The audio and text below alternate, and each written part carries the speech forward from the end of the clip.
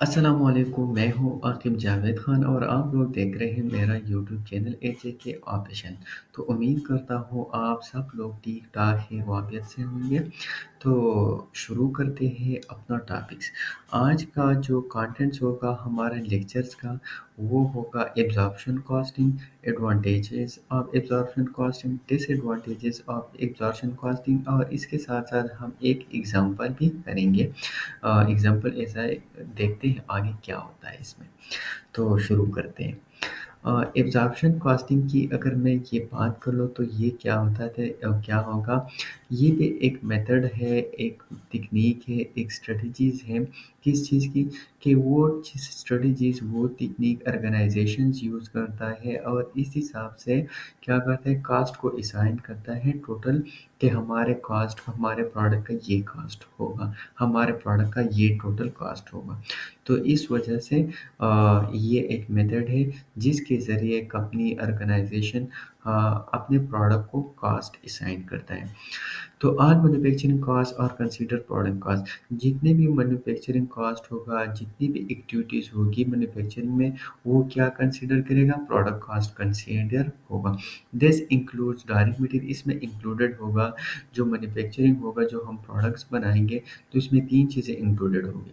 एक direct material का cost include होगा, डायरेक्ट लेबर इंक्लूडेड होगा, both variable and fix manufacturing overheads भी इंक्लूडेड होगा।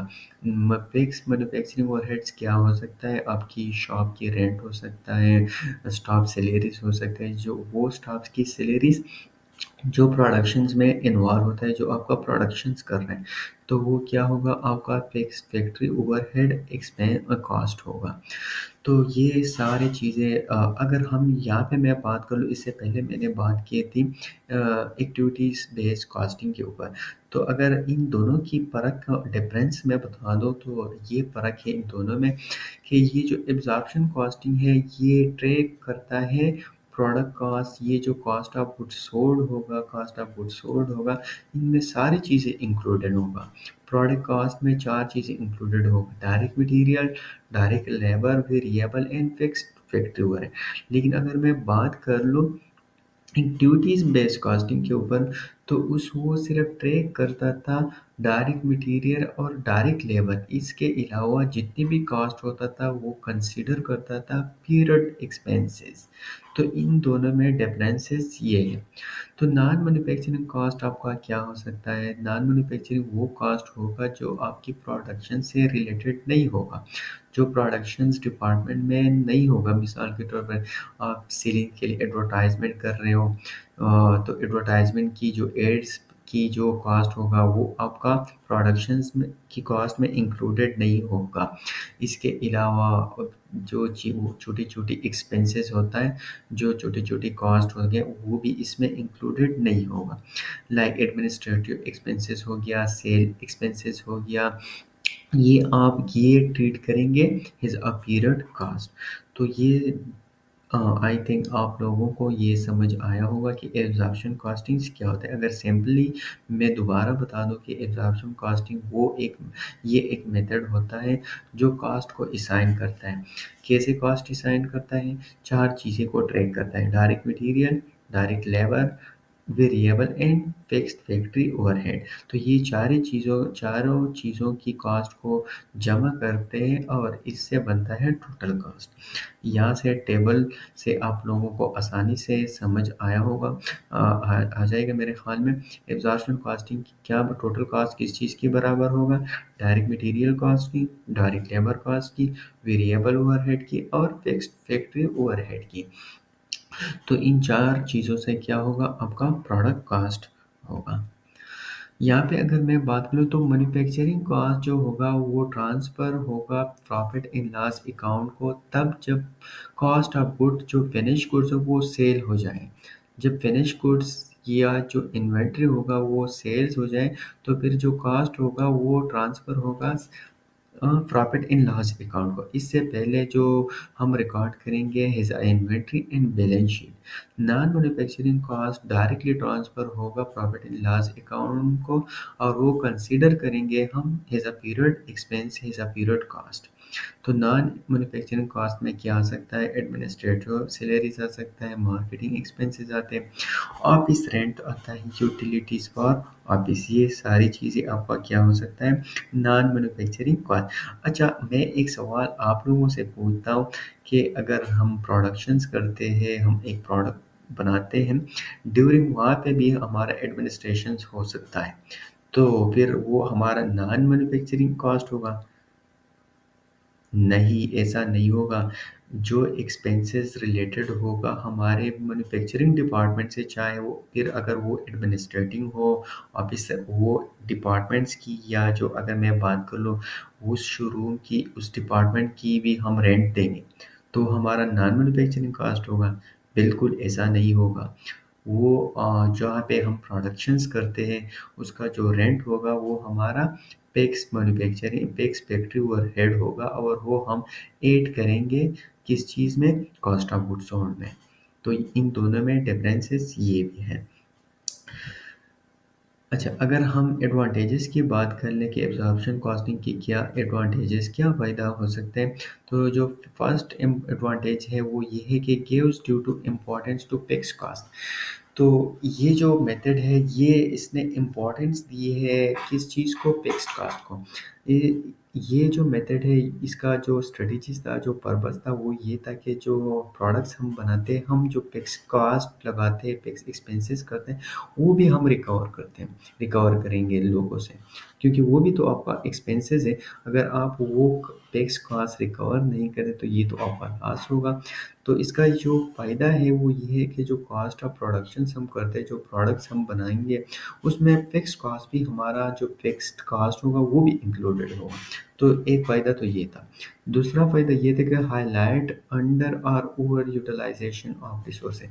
ये मेथड हमें ये बताता था कि हमारा जो यूटिलाइजेशन ऑफ रिसोर्सेज है वो अंडर है और ओवर है, हमारे पास जितनी भी रिसोर्सेज है वो ज़्यादा है या कम है। तो ये मेथड हमें ये भी बताता था। तीसरा जो मेथड है, suitable for business with seasonal sale, ये उस बिजनेस के लिए सूटेबल है, ये मेथड उस बिजनेस के लिए सूटेबल है, प्रॉफिटेबल है, जो सीजनल सेल्स करते हैं। जो मिसाल अगर आज कल मैं बात करूँ, विंटर सीजन है तो शूज़ हो सकता है, इसी तरह स्वेटर्स हो सकते हैं, तो ये इसके लिए बेटर है, क्योंकि वो सारी चीज़ें जितनी भी कॉस्ट असाइन करता है वो सारे क्या करता है, इकट्ठा करता है, कंबाइन करता है। सूटेबल फॉर एक्सटर्नल रिपोर्टिंग, और इसका जो एक और फ़ायदा है वो ये है कि suitable for external reporting, external reporting के लिए क्या फ़ायदा हो सकता है कि मिसाल के तौर पर जब हम अपना fix cost, cost of goods sold में इंक्लूड कर लें, तो अगर हम वो सेल से माइनस कर ले तो हमारा ग्रॉस प्रॉफिट आएगा। तो फिर जो टैक्स गवर्नमेंट इम्प्लीमेंट करेगा, जो हमारा ग्रॉस प्रॉफिट या नेट कम जितनी कम हो सकता है, तो उतना हम कम टैक्स पे करेंगे। तो अगर हम फिक्स्ड कॉस्ट अपने सेल से माइनस कर लें तो हमारा नेट कम होगा, नेट इनकम कम हो जाएगा, और नेट इनकम कम हो जाएगा तो हमारा टैक्स गवर्नमेंट को कम देना पड़ेगा। तो ये एक और फ़ायदा है एब्जॉर्प्शन कॉस्टिंग का। यहाँ पे अगर मैं एग्जांपल से बता दूँ कि एब्जॉर्प्शन कॉस्टिंग की एग्जांपल क्या हो सकता है, तो एबीसी एक कंपनी है जो मैन्युफैक्चरिंग करता है 20,000 यूनिट्स। ये एक कंपनी है जो मैन्युफैक्चर करता है 20,000 यूनिट्स। ये जो 20 यूनिट्स ये प्रोड्यूस करता है, तो उन्होंने ये बताया कि ये जो डायरेक्ट मटेरियल का कॉस्ट होगा वो $10 पर यूनिट होगा, डायरेक्ट लेबर का जो कॉस्ट होगा वो $12 पर यूनिट होगा, वेरिएबल मैन्युफैक्चरिंग जो कॉस्ट होगा वो $5 पर यूनिट होगा, और जो फिक्स मैन्युफैक्चरिंग ओवरहेड है वो है 2 लाख। तो ये सारे इंफॉर्मेशन है कि अगर एक कंपनी है वो ये प्रोडक्शंस करते हैं तो उनकी हर एक चीज़ का कॉस्ट ये होगा।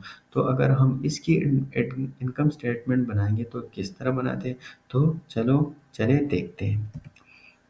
तो सबसे पहले और जो यहाँ पे मेंशंस भी है कि जो सेल्स है कंपनी की वो कितना है, वो है हमारा 5,40,000 ये क्वेश्चंस में गिवन है।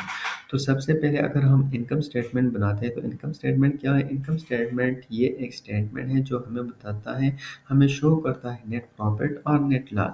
तो इनकम स्टेटमेंट हम इसी तरह बनाते हैं कि सबसे पहले सेल लिखते हैं और सेल से जितने भी एक्सपेंसेस है वो हम माइनस कर ले। तो जब हम एक्सपेंसेस माइनस कर ले तो हमारा नेट इनकम और नेट इनकम नेट लॉस का पता चल जाएगा कि हमारा नेट लॉस है या प्रॉफिट है।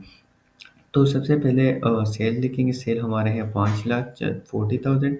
तो फिर हम क्या करते हैं, cost of goods sold minus करते हैं। तो कॉस्ट ऑफ गुड्स सोल्ड सबसे पहले हम बिगनिंग इन्वेंट्री को देखते हैं कि हमारे बिगनिंग इन्वेंट्री का कॉस्ट क्या होगा। फिर cost of goods manufacture. Cost of goods manufacture हमने ये जो 7,40,000 हमने किस तरह कैलकुलेट किया, ये हमने इसी तरह कैलकुलेट किया कि ये हम चार चीज़ें ने हमने ऐड की हैं। कौन सी चीज़ें हमने ऐड की हैं? Direct labour, direct material, variable factory overhead and fix factory overhead. ये चारों चीज़ें हमने ऐड की है और इसका जो अमाउंट बनता है वो है 7,40,000। Cost of goods sold available हमारे पास ये हो गया। फिर एंडिंग इन्वेंट्री हमारा क्या है, ये भी क्वेश्चन में गिवन है, 2,96,000। तो कॉस्ट ऑफ गुड्स सोल्ड हमारा होगा क्या, ये हमारे जो 4,44,000 है, ये हमारा total cost of goods sold है। तो कॉस्ट ऑफ गुड्स सोल्ड में मैंने आप लोगों को बताया हमारा जो काम है वो क्या है, कॉस्ट ऑफ गुड्स सोल्ड से। तो अगर हम एब्जॉर्प्शन कॉस्टिंग के ऊपर हम अपना इनकम स्टेटमेंट बनाते हैं तो कॉस्ट ऑफ गुड्स सोल्ड में हम चार चीज़ें इंक्लूड करेंगे। और अगर हम एक्टिविटीज़ बेस्ड कॉस्टिंग के ऊपर हम अपना इनकम स्टेटमेंट बनाते हैं तो इसमें हम दो चीज़ें इंक्लूडेड करेंगे। तो इन दोनों में डिफरेंसेस ये हैं। बाकी जितने भी ये जो नीचे है ग्रॉस प्रॉफिट आया है, फिर ग्रॉस प्रॉफिट से हमने क्या की है, वेरिएबल सेलिंग एंड एडमिनिस्ट्रेशन वो expenses non manufacturing expenses minus किए।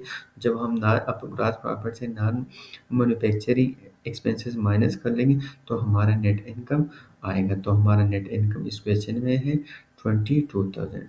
तो आई होप आप लोगों को ये टॉपिक समझ आया होगा। फिर भी अगर आप लोगों को कोई क्वेश्चंस कोई क्वेरी है तो आप लोग कमेंट सेक्शन में पूछ सकते हैं। थैंक यू सो मच, मिलते हैं नेक्स्ट सेक्शन में।